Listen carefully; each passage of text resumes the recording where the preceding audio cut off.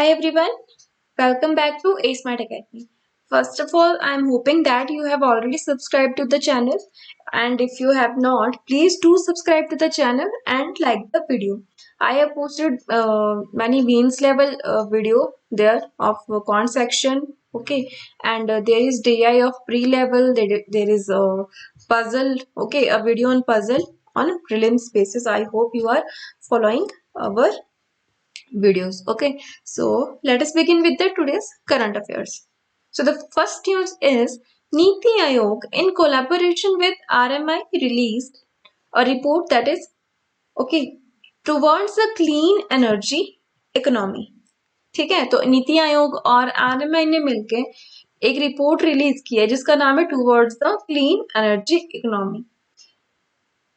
The new report on clean energy transition in India titled Towards a Clean Energy Economy Post-COVID-19 Opportunities for India's Energy and Mobility Sectors, brought out jointly by the National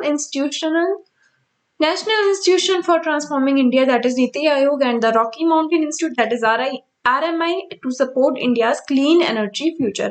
तो नीति आयोग और Rocky mountain institute ने मिलकर ये report title इसका जो है ये report जारी की है. ठीक है, it has recommended specific actions and laid on 4 principles as a framework by which India can revive two of our economic powerhouses, that is the transport and power sector. ठीक है, तो इसमें इस रिपोर्ट में क्या है, स्पेसिफिक एक्शंस बताए गए हैं, रिकमेंड किए गए हैं और 4 प्रिंसिपल बताए गए हैं जिसके ऊपर जो है जिसकी वजह से इंडिया रिवाइव कर सकता है दो पावरफुल जो पावर हाउस है हमारी इकोनॉमी के, ट्रांसपोर्ट सेक्टर हो गया और पावर सेक्टर हो गया. ठीक है, इसमें जो है इसके लिए ये रिकमेंडेशन बताई गई है, एक्शन जो भी इसके लिए. ठीक है, प्रिंसिपल 4 हो गए, स्पेसिफिक एक्शन जो भी इसके लिए बताए गए हैं.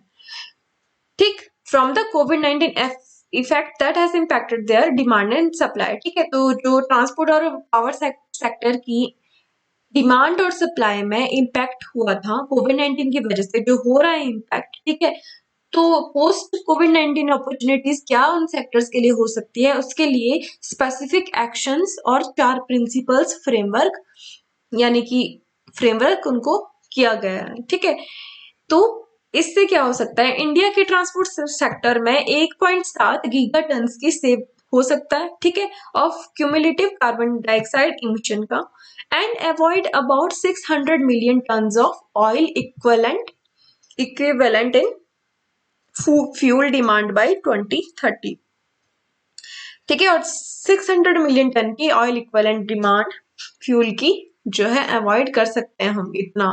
ठीक है, इतनी डिमांड जो हमारी 600 मिलियन टन बहुत होता है, तो इतनी जो हमारी 2030 तक डिमांड है उसको भी हम अवॉइड कर सकते हैं. ठीक है ना. तो आरएमआई हेडक्वार्टर्स दिल्ली में, नीति आयोग का भी दिल्ली में सीईओ है नीति आयोग के Amitabh Kant, and president not president, it is prime minister हमारे इसके चेयरमैन खुद ही है. ठीक है, चलो. MOU signed between Indian Oil, NTPC Limited and South Delhi Municipal Corporation, that is SDMC, for waste to energy plant. ठीक है, क्या हो रहा है, एक मेमोरेंडम ऑफ अंडरस्टैंडिंग साइन किया है इन तीनों ने मिलके इंडियन ऑयल ने, एनटीपीसी लिमिटेड ने और साउथ दिल्ली म्यूनिसिपल कॉर्पोरेशन ने वेस्ट टू एनर्जी प्लांट के लिए. ठीक है, सेट कर रहा है, क्या सेट कर रहे हैं, वेस्ट टू एनर्जी प्लांट. कहाँ पे, ओखला इन दिल्ली. ठीक है, ओखला लैंडफिल इन दिल्ली. ठीक है, ये आगे आए हैं टुगेदर. तो 12 waste to energy plant demonstration using gasification technology.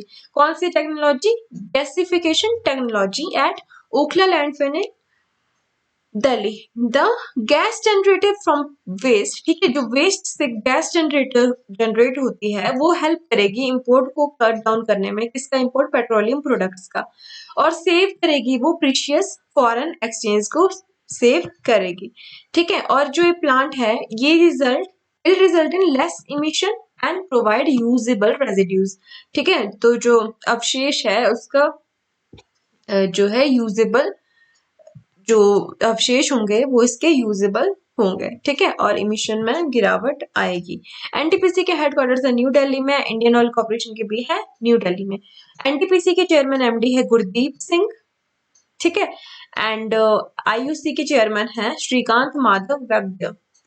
चलो, हमारे गिरिराज सिंह जो फिशरीज एनिमल हस्बेंड्री के जो है मिनिस्टर हैं, इन्होंने लॉन्च किया है फर्स्ट एडिशन ऑफ मत्स्य संपदा, मत्स्य दैट इज मछली, ठीक है, fisheries and aquaculture newsletter, ठीक है, क्या लॉन्च किया इन्होंने, मत्स्य संपदा, and it is published by Department of Fisheries and Operational Guidelines of PMMSY, that is प्रधानमंत्री मत्स्य संपदा योजना, इसकी ऑपरेशनल गाइडलाइंस, ठीक है, इसकी गाइडलाइंस के अंडर।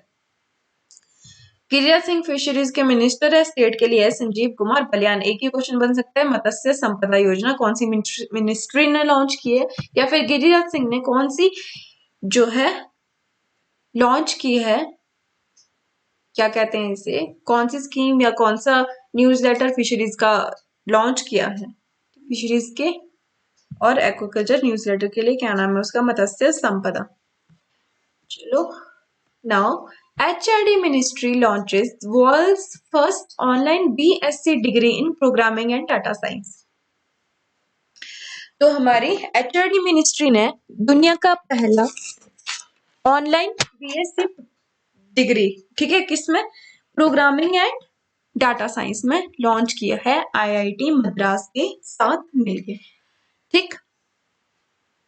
तो हमारे जो HRD मिनिस्ट्री रमेश पोखरियाल निशंक, उन्होंने ये लॉन्च किया है, उसका नाम है BSc degree in programming and data science through webinar, ठीक है, ऑनलाइन होगा, विद किसके साथ, IIT मद्रास के साथ। पूछ सकते हैं कि HRD मिनिस्ट्री ने किसके साथ मिलके world's first BSc degree in programming and data science launch किया है, वो है IIT मद्रास, या फिर IIT मद्रास ने सेम चीज किस मिनिस्ट्री के साथ लॉन्च की है, दैट इज HRD मिनिस्ट्री, ठीक। इसमें क्या होगा, 2026 तक 11.5 मिलियन जॉब अपॉर्चुनिटीज ग्रो होंगी, ठीक है, प्रोवाइड की जाएगी स्टूडेंट्स को जो भी इसमें एनरोल करेंगे, ठीक है। अंडर ग्रेजुएट जो कोर्स कर रहे हैं अंडर ग्रेजुएट का, वो भी अप्लाई कर सकते हैं, डिप्लोमा ग्रेजुएट अप्लाई कर सकते हैं, वर्किंग प्रोफेशनल भी अप्लाई कर सकते हैं। फीस स्ट्रक्चर इसका इस तरह से रहेगा, 3 लेवल कोर्स की टोटल फीस है 2,42,000, ठीक है, ये आ गई पूरी फीस, ठीक है, लेकिन फाउंडेशन लेवल पे 32,000 8 कोर्सेज की होगी, डिप्लोमा लेवल पे 1,12,000 12 कोर्सेज की होगी, और डिग्री लेवल पे 1,00,000 होगी 11 कोर्सेज की। चलो, नेक्स्ट देखते हैं, government to release commemorative stamp to honour former prime minister PV Narasimha Rao, जो कि इकोनॉमिक रिफॉर्म्स में, इकोनॉमी में भी इनका बहुत बड़ा हाथ था उस दौरान, है ना, इन्होंने बहुत कुछ किया है। चलो, government announced that it will release commemorative stamp to honor former Prime Minister PV Narasimhan Rao. He is regarded as the father of Indian economic reforms. ठीक है, तो इनको इंडियन रिफॉर्म्स, इकोनॉमिक रिफॉर्म्स का पिता कहा जाता है। 28 जून को इनका जो है जन्मदिन होता है, इस बार इनका 100वां यानी कि 100th जो है एनिवर्सरी इनकी सेलिब्रेट की गई। इनका जन्म हुआ था वारंगल में। थोड़े से फैक्ट्स हैं इनके बारे में कि इन्होंने 9th प्राइम मिनिस्टर सर्व किया है 1991 से 6 के बीच में। पहले क्या ओनली नॉन गांधी थे जिन्होंने full term as a prime minister रहे हैं जो, ठीक है, also the first prime minister of the country from south India, और उनकी 100वीं बर्थ एनिवर्सरी 28 जून को सेलिब्रेट की गई थी। किसकी, PV Narasimha Rao. World bank ने अप्रूव किया है $750 मिलियन का लोन, $750 मिलियन दिए हैं किसको, MSME emergency response programme for India को, ठीक है। MSME का नाम चेंज हो गया है, इसका नाम अब उद्यम है, कल भी हमने ये डिस्कस किया था, ठीक है, इसका नाम है उद्यम। उद्यम होगा 1 जुलाई से, ये नाम पड़ गया इसका, ठीक है।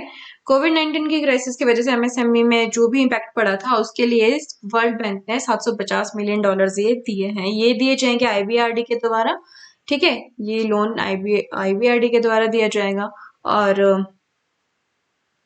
This program will address the immediate liquidity and credit needs of around 1.5 million applicable MSMEs. ठीक है, तो इतने MSMEs को ये क्रेडिट नीड होगी जो दी जाएगी। ठीक है, मैच्योरिटी पीरियड इसका 19 साल रहेगा, इसमें 5 साल भी ग्रेस ईयर्स के इंक्लूडेड है।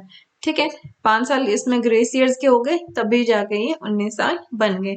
वर्ल्ड बैंक के हेडक्वार्टर है वॉशिंगटन डीसी में, प्रेसिडेंट है डेविड आर मलपास। ठीक है, और अगली न्यूज हमारे पास है, HDFC बैंक ने लॉन्च किया है ई किसान धन ऐप। किसके लिए? फार्मर्स के लिए। तो फार्मर्स के लिए कौन से बैंक ने ई किसान धन लॉन्च किया? HDFC, या फिर HDFC ने फार्मर्स के लिए कौन सी ऐप लॉन्च की है? ई किसान धन, राइट। ठीक है, ये ऐप क्या करेगी? This app will provide information and knowledge up to farmers which will help them to meet the needs of rural ecosystem. ठीक है, रूरल इकोसिस्टम की उनकी नीड का इंफॉर्मेशन नॉलेज इस ऐप के थ्रू प्रोवाइड किया जाएगा।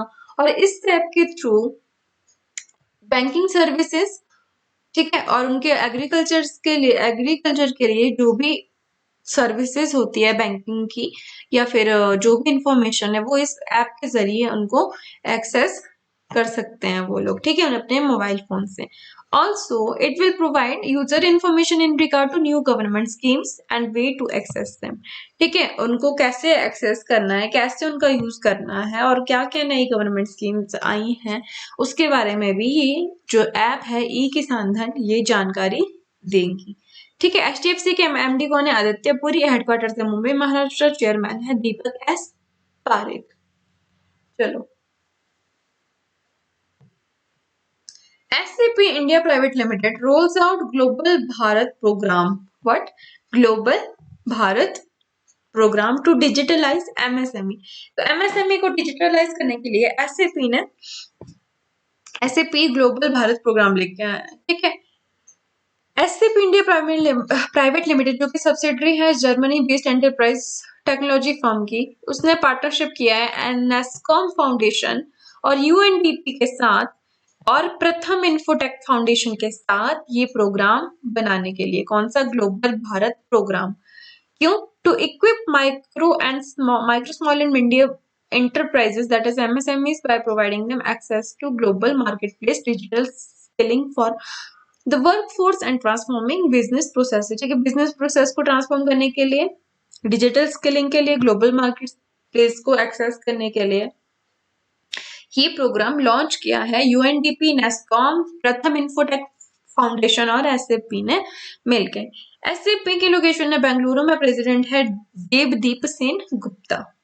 चलो, ठीक है, Indian player, cricket player Ravindra Jadeja जो ऑलराउंडर है, ठीक है, उनका नेम जो है आया है most valuable player of the India by Wisden. ठीक है, विजडन ने मोस्ट वैल्यूएबल प्लेयर का खिताब दिया है रविंद्र जडेजा को। स्पिन बॉलिंग और ऑलराउंडर 31 इयर्स रविंद्र जडेजा, ठीक है, उनको दिया गया है ये खिताब।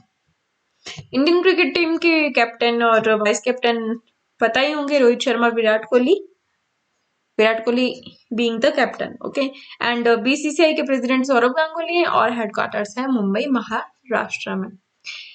यूनियन बैंक ऑफ इंडिया के जो MD CEO है उनका टर्म एक्सटेंड किया गया है 2 साल के लिए। क्या नाम है उनका? राजकिरण राय जी। राजकिरण राय जी जो कि यूनियन बैंक ऑफ इंडिया के, ठीक है, CEO MD हैं, उनका टर्म 2 साल के लिए एक्सटेंड किया गया है टिल 31 मई 2022। ठीक है, 31 मई 2022 के लिए इनका टर्म एक्सटेंड कर दिया गया है। ठीक है, इतनी सी न्यूज है। UBI का हेडक्वार्टर है मुंबई महाराष्ट्र में और पार्ट टाइम में नॉन ऑफिशियल डायरेक्टर और चेयरमैन है केवल Hunter. So I think that is the end of the session. Okay, and I hope you like the session. Please do subscribe to the channel and like the video. Okay, and share the videos with your friends. Okay, and there are many videos on the channel, you can watch them. Okay, they are beneficial to you as well, right? Okay, and I will see you in the next one. Till then, bye bye.